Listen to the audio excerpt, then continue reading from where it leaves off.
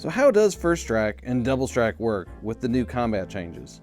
Well, overall they're very similar to how they worked before, with a few changes that you might be able to take advantage of if you know about them. Let's look at a quick example that shows one new advantage to this rule change. You want to attack your opponent with your Fury Sliver. So this is a 3/3 double striking creature. Your opponent has 3 2/2 creatures. You declare your sliver as attacking. Then you get priority and your opponent gets priority. No one does anything. You go to the declare blockers step. Your opponent declares that they all will block your sliver with all 3 of their 2/2 creatures.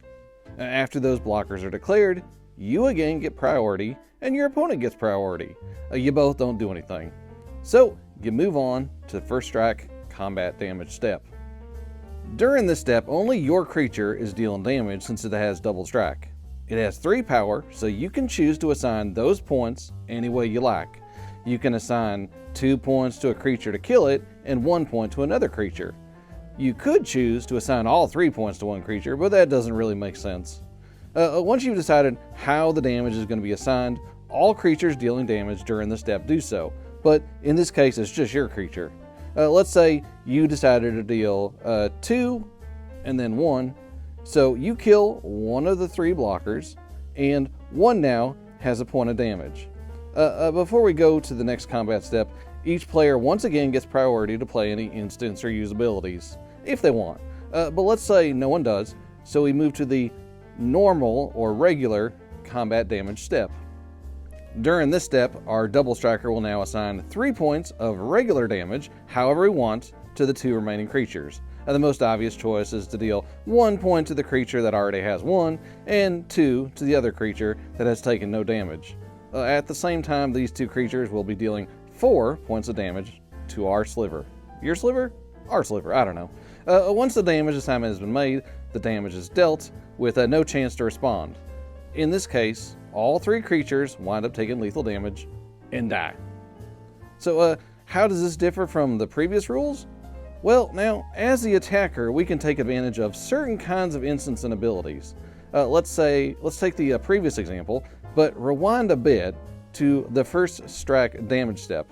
Now let's say you choose to assign 1 point of First Strike damage to each creature, instead of like 2 to 1 and 1 to the other. So now, as the damage is dealt, each creature has 1 point of damage, but none of them die. Why would you do this? Because you are very clever. And when you get priority after First Strike damage, but before regular damage, you cast Demonic Stench, the adventure side of Hezru. Now, this gives all creatures that block this turn -1/-1. And since your opponent's creatures only have 1 toughness now, this is enough to kill all 3 of them. Since your opponent's creatures are all dead before the regular combat damage is assigned, your sliver lives to fight another day. With the previous rules, this isn't a possible line of play after the First Strike damage. You would have had to have signed blocker order, and then you would have had to have dealt 2 damage to the first creature and then 1 to the second. You wouldn't get any option to be sneaky about it. This is arguably only a slight advantage for you as the attacker, but it is an advantage. So the biggest thing to note from the new rule changes is that you as the attacker get an advantage because your opponent doesn't know where you're going to assign your damage and doesn't get a chance to respond after you make your choices. This advantage sort of doubles up if you have a first striker or a double striker. I hope this clears everything up.